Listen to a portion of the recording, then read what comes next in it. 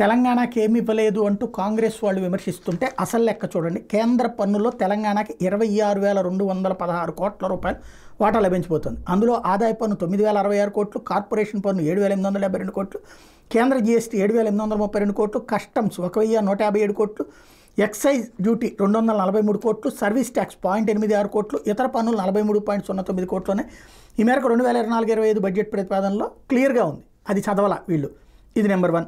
టోటల్గా తెలంగాణకి 23,066 కోట్లు ఉంది. గతంతో పోల్చితే 3,150 కోట్ల రూపాయలు అధికంగా రాబోతుంది. అయితే ఆంధ్రాతో పోల్చుకుంటే తక్కువ. ఆంధ్రాతో 5,000 కోట్లు ఆంధ్రాకి వస్తుంటే తెలంగాణకి 3,000 కోట్లే పెరిగింది. అంటే ఎందువల్ల అది? ఆంధ్రాలో ఆదాయ వనరు పెరిగింది. పన్ను ఎప్పుడు వస్తుంది? పన్ను ఆదాయం అనేటటువంటిది వ్యాపారాలు ఉండి ఆ వ్యాపారంలో సంపాదన ఉంటే ఆ సంపాదన మీద పన్ను కడితేనే కదా వచ్చేటటువంటిది. ఇక్కడ ఆంధ్రాలో వ్యాపారాలు బాగా సాగినాయి, తెలంగాణలో పెద్దగా సాగలేదనడానికి సాక్ష్యం వాళ్ళకు వచ్చే ఆదాయంలో కోత. అది కోత కాదు, వాళ్ళ ఆదాయం వాళ్ళు తగ్గడం వలన వచ్చినటువంటి. బట్ ఓవరాల్గా అయితే 3,000 కోట్లు పెరిగింది. ఇది పోతే ఈ కేంద్ర ప్రభుత్వం అక్కడ ఇచ్చినటువంటిది తెలంగాణకి ఏమి ఇవ్వలేదని ఒక పక్కన ప్రచారం చేస్తుంటే అసలు వాస్తవంగా ఇచ్చింది. ఏడాది బడ్జెట్లో హైదరాబాద్ ఐఐటి ఎక్స్టర్నల్ ఎయిడెడ్ ప్రాజెక్టులకు నిధుల కేటాయింపులో కోత పెట్టారు. గత ఏడాది 300 కోట్లు బడ్జెట్ ఇస్తే ఈ దఫా 522 కోట్ల రూపాయలు ఖర్చు చేశారు లాస్ట్ ఇయర్. ఏడాది ఐఐటి హైదరాబాద్లకి 122 కోట్లు కేటాయించారు. ఎందుకంటే ఆ డబ్బులు పోను టోటల్గా 300 కోట్లు ఇచ్చినట్టు అనమాట. తెలంగాణ గిరిజన యూనివర్సిటీ కోసం ప్రత్యేకంగా అన్ని కేంద్రీయ విశ్వవిద్యాలయాలకు కలిపి కేటాయింపులు చేశారు. అందులో గత ఏడాది తెలంగాణ ఏపీ గిరిజన విశ్వవిద్యాలయాలకు కలిపి 37 కోట్ల రూపాయలు కేంద్రం కేటాయించింది. అది కంటిన్యూ చేశారు.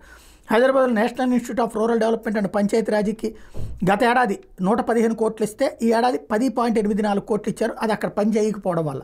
అలాగే సింగరేణి కాలేజ్కి 1,600 కోట్లు, హైదరాబాద్లోని అటామిక్ మినరల్స్ డైరెక్టర్ ఆఫ్ ఎక్స్ప్లోరేషన్కి అండ్ రీసెర్చ్కి 352 కోట్లు, హైదరాబాద్ సహా దేశంలోని 7 నైపర్ సంస్థలకి 242 కోట్లు కేంద్రం ఇస్తుంది. హైదరాబాద్లోని ఇన్కాయిస్కి 28 కోట్లు, హైదరాబాద్ సహా మరో 3 ప్రాంతాల్లోని డైరెక్టరేట్ ఆఫ్ హిందీ సంస్థకు 16.54 కోట్లు కేటాయింపులు, హైదరాబాద్ సహా 12 నగరాల్లో ఉన్న centre for development and advanced computing సీడాక్కి 270 కోట్లు, నేషనల్ ఫిషరీస్ డెవలప్మెంట్ బోర్డుకి 16.78 కోట్లు, స్వతంత్ర సమరయోధులకి 603 కోట్లు, హైదరాబాద్ జాతీయ పోలీస్ అకాడమీ సహా పోలీసు విద్యా శిక్షణ పరిశోధనలకి మొత్తం 1,348 కోట్లు కేంద్ర బడ్జెట్లో కేటాయించారు. హైదరాబాద్లోని CDFT national institute of animal biotechnology సహా దేశంలోని ఇతర స్వయం ప్రతిపత్తి సంస్థలకు కలిపి 940 కోట్లు, మణుగూరు సహా కోట రాజస్థాన్లోని బార జల ప్లాంట్లకి 1,485 కోట్ల మేర కేటాయింపులు జరిగినాయి.